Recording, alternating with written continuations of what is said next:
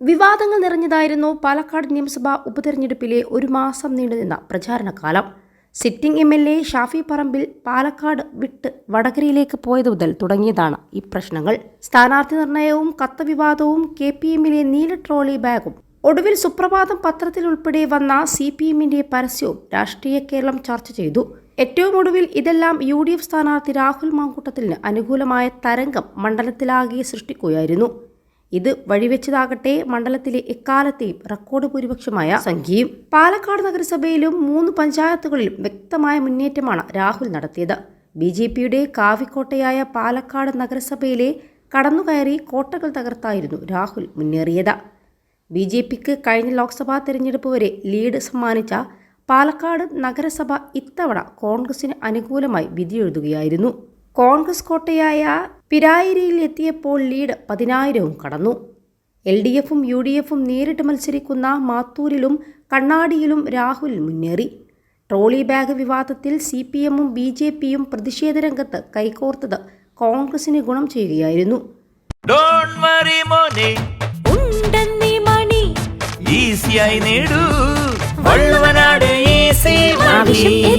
പണം ഞങ്ങൾ തരും. സ്ഥാനാർത്ഥിയായി K മുരളീധരനെ രംഗത്തിറക്കണമെന്നാവശ്യപ്പെട്ട് DCC അയച്ച കത്ത് പുറത്തുവന്നപ്പോൾ മുതൽ ഭിന്നിച്ചു നിന്ന കോൺഗ്രസ് നേതൃത്വത്തെ ഒന്നിപ്പിക്കുകയാണ് ആ വിവാദമുണ്ടാക്കിയ ഫലം. താൻ മണ്ഡലത്തിൽ വന്നിറങ്ങിയപ്പോൾ മുതൽ വ്യക്തിപരമായ അധിക്ഷേപം നേരിടുന്നുവെന്ന രാഹുലിന്റെ പ്രസ്താവനയും വോട്ടർമാരിലേക്ക് എത്തിക്കാൻ കോൺഗ്രസിന് കഴിഞ്ഞു. തന്നെ ആക്രമിക്കാൻ BJPയും CPMും ഒരുമിച്ചുവെന്ന രാഹുലിന്റെ തുറന്നുപറച്ചിലും വോട്ടിംഗിൽ ഗുണം ചെയ്തത് കോൺഗ്രസിനാണ്. CPM നൽകിയ പത്രപരസ്യമാണ് കോൺഗ്രസിന് അനുകൂലമായ മറ്റൊരു ഘടകം. പാർട്ടി 3ാം സ്ഥാനത്ത് നിൽക്കുന്ന ഒരു മണ്ഡലത്തിൽ അത്തരമൊരു പ്രചാരണം നടത്തിയതോടെ ന്യൂനപക്ഷ വോട്ടുകൾ രാഹുൽ മാങ്കൂട്ടത്തിലേക്ക് കേന്ദ്രീകരിച്ചപ്പോൾ റെക്കോർഡ് ഭൂരിപക്ഷം ലഭിക്കുകയായിരുന്നു. അതേസമയം പാലക്കാട് ചേലക്കര മണ്ഡലങ്ങളിൽ വോട്ടെണ്ണൽ അവസാനിച്ചിട്ടുണ്ട്.